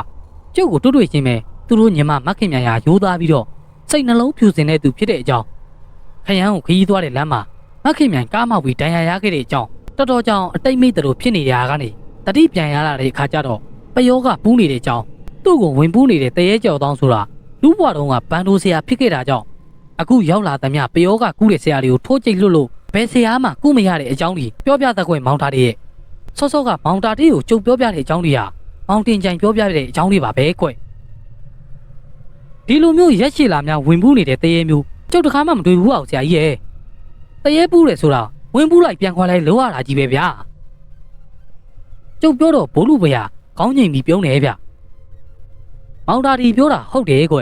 ဖုတ်ဝင်တာမှမဟုတ်တာပူးတော့ခွာတော့ဖြစ်ရမှာပေါ့အခုဟာတရေပူးတာမှမဟုတ်တာ တဲဘူးတာမဟုတ်ဘူးဟုတ်လားဆရာကြီးဟုတ်တယ်မောင်တာဒီတရေပူတာမဟုတ်ဘူးမက်ခင်မြိုင်တို့အိမ်ကိုကျုပ်ရောက်ကလေးကတိတယ်ကျုပ်ကိုအိမ်ဦးကမှနေရာထိုင်ခင်းပေးပြီးတာနဲ့ကျုပ်ကတငယ်မကိုခေါ်ခိုင်းလိုက်တယ်အဲ့ဒီမှာတင်ထမင်းကိုခါးမှာပစိုးလို့စီးပြီးတော့အခန်းထဲကထွက်လာတဲ့မက်ခင်မြိုင်ကကျုပ်ကိုခါးထောက်ကြည့်နေတယ်ကျုပ်ကမက်ခင်မြိုင်ကိုမြစ်တာပိုးလိုက်တယ်အဲ့ဒီမှာတင်မက်ခင်မြိုင်ကခါးထောက်ထားတဲ့လက်ကိုဖြီးချလိုက်ပြီးကျုပ်ကိုအံ့ဩတဲ့မျက်လုံးတွေနဲ့ကြည့်နေတယ်ကျုပ်ကမောင်ကျော်သောလာပါကွယ်ဒီကိုလို့ခေါ်လိုက်တော့မက်ခင်မြိုင်ကကျုပ်ရှိမှလာထိုင်တယ်အဖြစ်ကတော့အတော့ထူးဆန်းပါလားမောင်ကျော်သောရေဒီလိုအဖြစ်မျိုးကျုပ်တက်တက်မှာတခါမှမမြင်ဘူးကွယ်လူတွေကပြောကလို့ထင်ရတာလေအပြစ်ပြောစရာမရှိပါဘူးလေကွယ်လူတွေကိုခွင့်လွှတ်လိုက်ပါမောင်ကျော်သောရေကျုပ်ကိုကယ်နိုင်ကယ်ပါဆရာကြီးရေမက်ခင်မြိုင်ကပြောရင်းနဲ့ငိုတယ်ကွယ်တကယ်တော့မက်ခင်မြိုင်ငိုတာမဟုတ်ဘူးကွယ်မောင်ကျော်သောငိုတာကွယ်သိမ့်မပူပါနဲ့မောင်ကျော်သောရေကျုပ်ရအောင်လုပ်ပေးပါမယ်အရင်ဆုံးလုပ်ရမှာကမက်ခင်မြိုင်ကိုတွေ့အောင်ရှာဖို့ပွဲကွယ်ဗျာမက်ခင်မြိုင်ကိုရှာရမယ်ဟုတ်လားဆရာကြီးအခုဆရာကြီးရှိမှရောက်နေတာမက်ခင်မြိုင်မဟုတ်ဘူးလားဆရာကြီးရဲ့မောင်တင်ချိုင်ကကျုပ်ကိုမေးလိုက်တာမောင်တာလေးရဲ့ဒါကမက်ခင်မြိုင်ရဲ့ရုပ်လေးမောင်တင်ချိုင်ရဲ့မင်းနမမက်ခင်မြိုင်ရဲ့ဝိညာဉ်ကဘယ်ရောက်နေမှန်းကိုမသိတာအဲ့ဒါကိုရှာဖို့ကျုပ်ကပြောတာအခုမက်ခင်မြိုင်ရဲ့ရုပ်မှာကိန်းနေတဲ့ဝိညာဉ်ကဘန်ဒိုဆရာကျော်တောင်းရဲ့ဝိညာဉ်လေးကွယ်ဒါပေမဲ့ရှားမှာမခက်ပါဘူးမောင်တင်ချိုင်မောင်ကျော်တောင်းကိုတွေ့အောင်ရှာလိုက်ရင်မောင်ကျော်တောင်းရဲ့ကိုမမက်ခင်မြိုင်ရဲ့ဝိညာဉ်ကိန်းနေမှာသိချတယ်ခွဲ့ဟာအဲ့လိုလားဆရာကြီးရဲ့ထူးဆန်းလာကြီးလားဗျာဒါဆိုရင်ခန္ဓာကိုယ်နဲ့ဝိညာဉ်လွဲပြီးတော့ဝင်နေတာပေါ့ဟုတ်လားဆရာကြီးဒီတကမောင်ထွန်းလာကကျုပ်ကိုမေးတာခွဲ့တိတ်ဟုတ်တာပေါ့မောင်ထွန်းလာရဲ့သူတို့စီးသွားတဲ့ကားမောက်တဲ့အချိန်မှာမောင်ကျော်တောင်းရောမက်ခင်မြိုင်ရောခေါင်းမှာဒဏ်ရာရကြပြီးတတိလစ်သွားကြတယ်မဟုတ်လားအဲ့ဒါကိုရဲကဝိညာဉ်တွေထွက်ခွာသွားတာခွဲ့လူရဲ့ယုံလူထွက်သွားတာပေါ့ကွယ်မင်းတို့နားလေအောင်သာဝိညာဉ်လို့ပြောရတာလေတကယ်တော့ကိုဝါထွက်သွားတာကွယ်ပြန်ဝင်တဲ့အချိန်မှာရုပ်ရှင်လွဲပြီးဝင်သွားတာဒီလိုအဖြစ်မျိုးကမချိတက်လောက်ကိုချားပါတယ်မောင်ထွန်းလာရဲ့ဟာဒါဆိုရင်ကျုပ်ညမကိုကယ်လို့ရမှာအောင်မလားဆရာကြီးရဲ့ရပါတယ်မောင်ထွန်းလာရဲ့ကျုပ်ရအောင်စီမံပါမယ်မင်းတို့ကမောင်ကျော်တောင်းရဲ့ရုပ်ကိုတွေ့အောင်လိုက်ရှာကြပြီတော့အဲ့ဒါဘလို့ရှားမှာတော့ဆရာကြီးရဲ့မောင်တင်ချိုင်ကစိုးရင်ပူပန်နဲ့မျက်နှာနဲ့မေးတာကွယ်ဟာမောင်တင်ချိုင်ရဲ့အစားကစပြီးတော့လိုက်လေကွယ်အရင်ဆုံးသူတို့နှစ်ယောက်တက်ခဲ့တဲ့ခရမ်းစိတ်ရုံကိုလိုက်လေအဲ့ဒီမှာတတိပြန်ရသွားတဲ့မောင်ကျော်တောင်းကိုဘသူခေါ်သွားတာတော့ဒါမှမဟုတ်သူ့ဟာသူထွက်သွားတယ်ဆိုရင်လေဘယ်ကိုထွက်သွားတာတော့စုံစမ်းပြီးတော့လိုက်ကြလေကွယ်ကျုပ်ပြောပြလိုက်တော့မှမောင်တင်ချိုင်တို့လည်းသဘောပေါက်ပြီးခရမ်းကိုလိုက်ကြတာကွယ်စိတ်ရုံကနေစုံစမ်းပြီးတော့လိုက်ကြတာနောက်ဆုံးမှသူ့တပည့်မောင်ကွန်းခေါ်သွားတယ်ဆိုတာသိသွားပြီးမောင်ကွန်းတို့ရွာလိုက်တော့ဟိုမောင်ကျော်တောင်းကိုတွေ့တာတဲ့ကွယ်အဲ့ဒီမှာလေတိတ်မိနေတဲ့မောင်ကျော်တောင်းကအိမ်မော်ကဆင်းတဲ့လေကားတစ်ကိုချော်နှင်းလိုက်မိပြီးချော်လဲသွားရကနေအတိတ်ကိုပြန်တတိယသွားတယ်ဆိုပဲကွယ်တတိယထားနဲ့ပစိုးကိုထမိန်လိုဝှပြီးကျမကိုကျော်တောင်းမဟုတ်ဘူးကျမနာမည်မက်ခင်မြိုင်ပါရေကျော်မနေပါလေကျမကိုကျမအိမ်ပြန်ဖို့ဝေးပါလို့ပြောတဲ့မောင်တာတည်းရဲ့မောင်ကွန်းလည်းဘာပြောလို့ပြောရမှမသိအောင်ဖြစ်သွားတာပေါ့ကွယ်အဲ့လိုဖြစ်နေတဲ့အချိန်မှာပဲဒီကလိုက်သွားတဲ့မောင်တင်ချိုင်နဲ့မောင်ထွန်းလာလေရောက်သွားတော့တာပေါ့ကွာအဲ့ဒီမှာတင်မက်ခင်မြိုင်ရဲ့ဝိညာဉ်ဝင်နေတဲ့မောင်ကျော်တောင်းကမောင်တင်ချိုင်ကိုပြေးဖက်ပြီးအကိုတင်ချိုင်ရဲ့ကျမကိုကယ်ပါဦးကျမမက်ခင်မြိုင်ပါရှင်ကျမဘလို့လုပ်ပြီးတော့ယောက်ျားခန္ဓာကိုယ်ကြီးဖြစ်နေတာတော့အကိုထွန်းလာရဲ့မက်ခင်မြိုင်ကိုကယ်ပါဦးဘာမှမပူနဲ့ခင်မြိုင်ရေကျော်အိမ်မှာနေခန္ဓာကိုယ်ရှိတယ်ဒါပေမဲ့အတွင်းကဝိညာဉ်ကတော့နေမဟုတ်ဘူးဘန်ထိုးဆရာကျော်တောင်းဝိညာဉ်ဗျာကျုပ်ဆရာဟိုမှာရောက်နေတယ်ဟုတ်လားဗျဟုတ်တယ်ငါညီဒီကိစ္စကိုအစင်မြေအောင်လုပ်ပေးနိုင်တဲ့ဆရာကြီးတယောက်တည်းငါတို့စီရောက်နေပြီကွာဒီတော့ဟောဒီကမင်းဆရာကိုကျော်တောင်းကိုခေါ်ပြီးဒုံးနဲ့တခါတည်းလိုက်ခဲ့ပြီးတော့မောင်ကွန်းရေအဲ့လိုမောင်တင်ချိုင်ကပြောတော့မောင်ကွန်းလည်းသူ့ဆရာမောင်ကျော်တောင်းကိုခေါ်ပြီးတပါးတည်းလိုက်လာခဲ့ကြတာပေါ့ကွာဒီရောက်တော့ကျုံနဲ့တွေ့ကြတယ်ဟုတ်တာပေါ့မောင်တာတွေရဲ့ခန္ဓာကိုယ်ကလွဲပြီးကိုဝါးတွေဝင်သွားတာကွာဒီလိုအဖြစ်မျိုးကအင်မတန်ကဖြစ်ခဲ့တာပါအေးတခုတော့ပြောစရာရှိတယ်သူတို့နှစ်ယောက်ဆေးရုံမှာတတိမိနေတဲ့ချိန်ကတင်နှလုံးကိုချင်းရထားပြီးတော့ဆရာဝန်တွေဆရာမတွေကကုသနေတာဆိုတော့ခန္ဓာကိုယ်နှစ်ခုကနီးကပ်တဲ့သဘောဖြစ်ပြီးကိုဝါးတွေမှားပြီးဝင်သွားတာဖြစ်မယ်ကွာဒီတော့လွဲနေတဲ့ကိုဝါးဝိညာဉ်တွေကိုပြန်နှုတ်ယူပြီးတော့သူ့ခန္ဓာကိုယ်နဲ့သူမှန်အောင်ထည့်ပေးရမှာကွဒီအလုပ်ကိုကျုပ်တို့အထက်လန်းတွေကလုပ်ပိုင်ခွင့်မရှိဘူးဒါကြောင့်မောင်သားတွေကိုလာပြီးတော့ခေါ်ရတာဟင်ဟုတ်လားဆရာကြီးကျုပ်ကဘာလုပ်ပေးရမှာတော့ကျုပ်ကဆရာကြီးဘိုးလူဘီရဲ့စကားဆုံးတော့ပြပြတလဲမေးလိုက်တယ်ဒီလိုကွယ်မောင်သားတွေရဲ့ ဝိညာဉ်နှုတ်တဲ့အလုပ်ကိုမဖဲဝါကကျွမ်းကျွမ်းကျင်လုပ်တတ်တယ်ဒီတော့ဒီကိစ္စမှာမဖဲဝါကိုခေါ်ပြီးအကူကြီးတောင်းမှဖြစ်မယ်ကွအော်ကျုံနားလဲသွားပါဆရာကြီးနောက်တစ်နေ့မှာကျုပ်ကကိုတင်ချိုင်တို့အမဲသား၃မိသားချက်ခိုင်းပြီးတာမွေတင်းချိုင်ထဲကိုလာခဲ့တယ်ကျုံနဲ့အတူတူကိုတင်ချိုင်ရဲ့ကိုထွန်းလာရဲ့သူတို့တငယ်ချင်းတယောက်ရဲ့လိုက်လာခဲ့ကြတယ်ဗ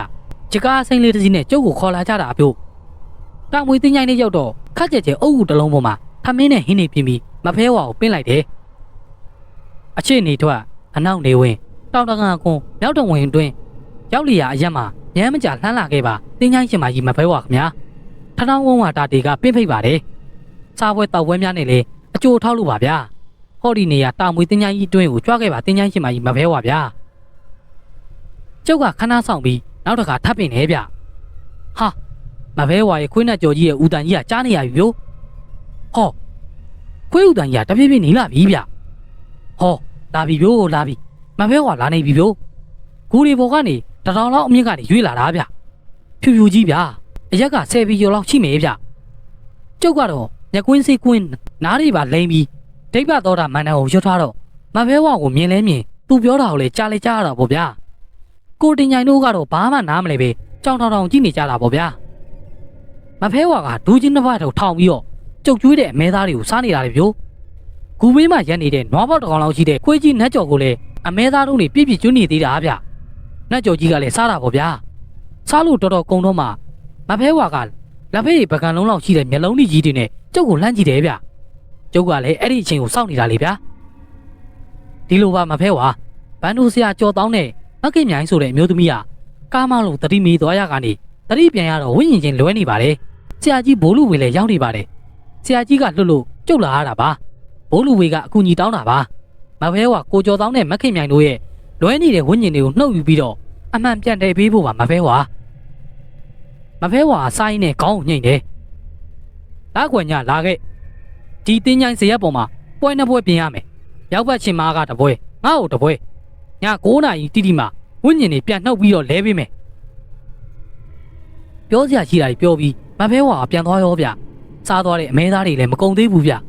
ျကူပေါ်မှာကြံနေခဲ့တယ်အဲ့ဒါတင်းချိုင်းထဲမှာအဆောင်တွေကိုကျွေးခဲ့တာဗျဟောတင်းချိုင်းနောက်ဘက်ကမဲမဲအိတ်ကြီးတကူကရွေးလာပြီဗျို့ကျုပ်လဲကိုတင်းချိုင်းကိုခေါ်ပြီးတင်းချိုင်းထဲကနေအပြင်ရောက်ခတ်တုတ်ကလေးပြေးထွက်လာခဲ့ကြတယ်ဗျို့လားခွေဘူကနှစ်ရက်ပဲလိုတော့တာဆိုတော့ပြင်စရာရှိတာတွေပြင်ရတာပေါ့ဗျာဆရာကြီးဘိုးလူဝေကလည်းပတိစိတ်မေတ္တာပိုးသားနေတယ်ဗျလားခွေညာရောက်တော့ကြကားလေးနှစ်စီးနဲ့တာမွေတင်းချိုင်းတွေကိုကျုပ်တို့လာခဲ့ကြတယ်တင်းချိုင်းစီရထဲမှာကြော်ပွဲနှစ်ပွဲကိုပြင်လိုက်တယ်တပွဲကမြောက်ဘက်ချင်းမှာပွဲတပွဲကမဖဲဝါပွဲ9 နာရီထိုးကန်ပြီးတော့ဘိုးလူပေစီရင်ပေးလိုက်တဲ့ပိတ်စဖြူနှစ်ခုကိုဇရက်ပေါ်မှာချင်းပြီးတော့ခင်းလိုက်တယ်အဝတ်သစ်အစားသစ်တွေဝတ်ထားတဲ့မခင်မြိုင်နဲ့ကိုကျော်တောင်းကိုနှစ်ယောက်ချင်းပြီးတော့ပိတ်စဖြူတွေပေါ်မှာပတ်လက်လှန်ပြီးအိတ်ခိုင်းလိုက်တယ်ပွဲဒီပေါ်မှာလဲဖျောင်းတိုင်တွေထွန်းထားပြီးတော့ကိုကျော်တောင်းရဲ့ရှေးမှာဖျောင်းတိုင်တစ်တိုင်းမခင်မြိုင်ရဲ့ရှေးမှာဖျောင်းတိုင်တစ်တိုင်းထွန်းလိုက်တယ်တေးသေးချာချာကြည့်ရင်တော့ကြောက်စရာကြီးပေါ့ဗျာညအချိန်မတော်ကြီးအထီးကိရတင်းချိုင်းကြီးထဲမှာကတော်ဝဲတွေနဲ့မိတွေထုံးပြီးလူနှစ်ယောက်ကဇရက်ပေါ်မှာဆန်းဆန်းကြီးအိတ်နေကြတာလေဗျာည9 နာရီနီးတော့လူတွေအားလုံးဇရက်ပေါ်ကချင်းခိုင်းလိုက်တယ်ဇရက်ပေါ်မှာကျုပ်တယောက်တည်းနေခဲ့တာဗျကျုပ်ဆရာကြီးဘိုးလူဘေကပါစရာရှိတာတွေမှာပြီးကျုပ်ကိုအားလုံးလွှဲလိုက်တာဗျို့ဆရာကြီးကလိုက်လာပြီးမဲ့တင်းချိုင်းတဲ့ကိုမုံဝင်ဘူးတင်းချိုင်းပြင်မှာရက်ထားတဲ့ခြေကားပေါ်မှာနေပြီးလှုပ်ဆရာကြီးတွေလှုပ်ဝင်းနေတာဗျ9 နာရီထိုးကန်နေတာနဲ့နတ်ကြော်ကြီးဦးတန်ကကြားတော့တာဗျို့မဖွဲဝါလာနေပြီဆိုတာဒီတန်ကြားတာနဲ့ကျုပ်သိတယ်ဗျဟောမဖဲဝါတင်းချိုင်းကျဲတွေကိုရောက်လာပြီလို့အပေါ်အနဲ့အောက်နဲ့ဝစ်စင်ပြီးသမင်ဖားလာကြီးချတာတဲ့မဖဲဝါပွဲတွေကိုတစ်ချက်ကြည့်တယ်ပြီးတော့မှခေါင်းချင်းပြပြီးကျုပ်ကိုတစ်ချက်ကြည့်တယ်ကျုပ်ကဆေးလွယ်ကိုဆက်လွယ်တိုင်းပြီးခက်လန်းလန်းမှသွားရက်နေတာဗျကျုပ်ကမျက်ကွင်းစေးကွင်းပြီးဒိဗ္ဗတော်တာမန္တပါရွတ်ထားတော့အားလုံးမြင်နေရတာပေါ့ဗျာမဖဲဝါကချင်းအိတ်နေတဲ့ကိုကျော်တောင်းတဲ့မခင်မြိုင်တို့ရဲ့မျက်နှာပေါ်လက်နဲ့တက်လိုက်တယ်အိတ်သွားပြီပေါ့ဗျာလူနှစ်ယောက်ရဲ့လက်ပြာကိုမဖဲဝါတိတ်လိုက်တာဗျမဖဲဝါကလက်နှစ်ဘက်ကိုဆန်းထုတ်လိုက်ပြီးတော့လက်တွေကိုလေးပုံမတလို့မလိုက်တယ်ဗျဟာထွက်လာပြီဗျို့ထွက်လာပြီကိုကျော်သားရဲ့ကိုရဲဝင်းညင်ရောမခင်မြိုင်ရဲ့ကိုရဲဝင်းညင်ရောဖြူဖြူလေးတွေဗျသူတို့အိတ်နေတဲ့ပုံစံတိုင်းဆန်းဆန်းကြီးတွေထွက်လာတာဗျို့ခန္ဓာကိုယ်တွေအပေါ်2000လောက်ရောက်မှမဖဲဝါရက်ထားလိုက်တယ်ပြီးတော့မှလက်နှစ်ဘက်ကိုချင်းလိုက်ပြီးတဖြည်းဖြည်းချင်းရွှေ့လိုက်တယ်ဗျဟာရွေသွားပြီဗျို့ရွေသွားပြီကြိုင်လူရွေလာလားဗျမဖဲဝါလက်တွေကိုရွှေ့ပြီးတော့ဝင်းညင်တွေကိုနေရာရွှေ့လိုက်တယ်ပက်လက်အိတ်တလို့ဖြူဖြူဆန်းဆန်းကြီးတွေဖြစ်နေတဲ့ဝင်းညင်တစ်ခုကနေရာတွေရွေ့သွားပြီးကိုယ်ပေါ်မှာဆန်းဆန်းကြီးတွေဗျ ဒီထဲမှာလေဗျာတောက်တောင်ကြီးတွေဗျို့ဟောထဲ့ပြီကိုရီတဲကိုထဲ့နေပြီဗျို့မဖဲဝါသူ့လက်နှစ်ဖက်ကိုပြေးပြေးချင်းရွှေ့ပြီးတော့ခန္ဓာကိုယ်ထဲကိုဝိညာဉ်ထဲ့နေတာဗျဒီထဲမှာစန်းစန်းကြီးတွေဖြစ်နေတဲ့ဝိညာဉ်တွေကတက်ပြေးပြေးချင်းရွေ့လာပြီးနှိမ့်ကြလာတာနောက်ဆုံးကိုယ်ထဲကိုဝင်သွားပြီးပျောက်ကွယ်သွားရောဗျို့မဖဲဝါကိုကျော်တောင်းနဲ့မက်ခင်မြိုင်ကိုတိတိကျကျငုံကြည့်ပြီးပွဲဒီဘက်ကိုတစ်ချက်လှည့်ကြည့်တယ်တာတေသူတို့ကိုလာနှိုးလိုက်အဲ့လိုပြောပြီးမဖဲဝါကြီးကပျောက်သွားတယ်ဗျနတ်ကျော်ကြီးရဲ့ဦးတန်းကတာမွေတင်းချိုင်းတွေကနေကြားလိုက်တယ်ကျုပ်လဲဘိုးလူဝေမှားထားတဲ့အတိုင်းအသိယူလာတဲ့တစ်ဆုံးဆေးတော်ရည်စင်းနဲ့ကိုကျော်တောင်းနဲ့မက်ခင်မြိုင်တို့နှစ်ယောက်ကိုမျက်နှာတွေကိုတောက်ပေးလိုက်တယ်ဟောတတိယလာပြီဗျို့နှစ်ယောက်စလုံးထားထိုင်လိုက်ကြတယ်ကျုပ်ကိုတေးသေးချာချာကြည့်နေကြတယ်ကျုပ်ကလည်းသူတို့နှစ်ယောက်ကိုရဲပြလိုက်တော့သူတို့ကိုသူတို့ငုံကြည့်လိုက်ကြပြီးပြုံးနေကြတယ်ဗျဘလို့တော့မှန်သွားကြပြီလားမှန်သွားပြီအဲ့လိုနှစ်ယောက်စလုံးကပြောလိုက်ကြတယ်ကျုပ်လဲဇရက်အောက်ကလူတွေလှမ်းခေါ်လိုက်တယ်ဗျဒါကြတော့ဗျို့ဒီမှာခမည်းတော်လူတွေလူမှန်နေရာမှန်ကိုဖြစ်သွားပြီဗျလူတွေကလည်းဇရက်ဘော်ကဝမ်းသာအားရပြေးတက်လာကြပြီးရဲကြမောကြစကားတွေပြောကြတာပေါ့ဗျာကိုကျော်တောင်းနဲ့သူ့တပည့်မောင်ကွန်းလဲရဲကြမောကြပေါ့ဗျာမက်ခင်မြိုင်နဲ့မလှမြေလဲပြုံးလို့ဗျတင်းချိုင်းမြေကစောင့်နေတဲ့ဘိုးလူပေစီကိုကျုပ်တို့ထွက်လာကြတယ်လမ်းပေါ်မှာထိုင်ပြီးဆရာကြီးကိုကိုကျော်တောင်းနဲ့မက်ခင်မြိုင်ကကြောကြတယ်ကျုပ်ကပါကြောမယ်လို့မနှဲကိုတောင်းပန်ထားရတာဗျို့ကျုံနဲ့ဘိုးလူပေချစ်ကားလေးနဲ့ဖုန်းကြီးချောင်းပြန်လိုက်ပို့ပေးရတယ်နောက်တနေ့မှပဲကျုပ်ကပြန်လာခဲ့တယ်မြို့ရောက်တော့ဘာကြီးအိမ်မှာတညဝင်လိုက်တယ်နောက်နေ့မှဘုံဘေးကုန်းကစီးပြီးရွာကိုပြန်ခဲ့တယ်ဗျအိမ်ကထွက်လာပြီး9ရက်မြောက်နေ့မှာပဲကျုပ်အိမ်ကိုပြန်ရောက်ခဲ့တာပေါ့ဗျာ